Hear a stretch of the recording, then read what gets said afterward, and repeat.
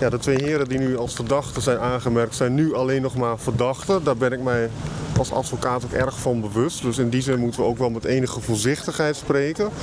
Maar als wij ervan uitgaan dat de rechter de heren uiteindelijk schuldig zal bevinden, dan wil de familie graag dat er een straf aan hen wordt opgelegd die passend is bij het delict doodslag. En dat is, zoals u ongetwijfeld weet, een van de ernstigste delicten die het wetboek van strafrecht ook op Aruba kent. De bijzonderheid aan deze zaak is dat twee politieagenten terecht staan.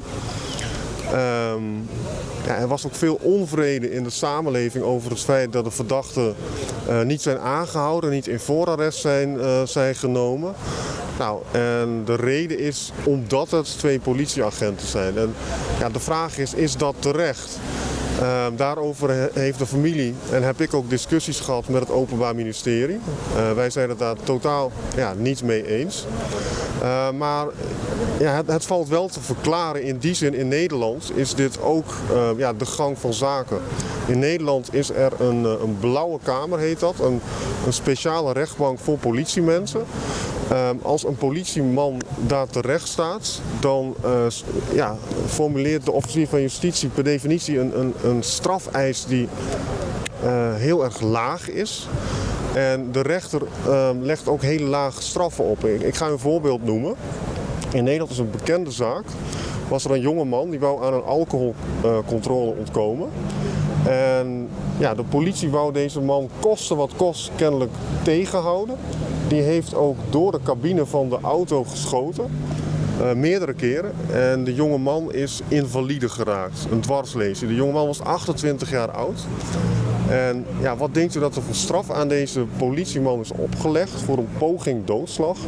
Een geheel voorwaardelijke gevangenisstraf. Dat was in eerste aanleg 6 maanden voorwaardelijk voor een poging doodslag waarbij iemand invalide is geraakt. In hoger beroep heeft deze politieman uiteindelijk 1 maand cel gekregen. Dat heeft, denk ik ken de mensen uit die zaak niet, maar dat heeft natuurlijk tot heel veel onbegrip geleid. Want voor politiemensen geldt nu juist dat de lat hoger ligt. Dat heet met een Duitse term de Garantentstellung. Iedereen heeft onder hele moeilijke omstandigheden het recht om bang te worden. Maar voor politiemensen geldt dat dat niet heel gauw het geval kan zijn. Dus politiemensen moeten zichzelf kunnen controleren. Mogen niet te makkelijk geweld gaan gebruiken. En zeker geen geweld dat disproportioneel is.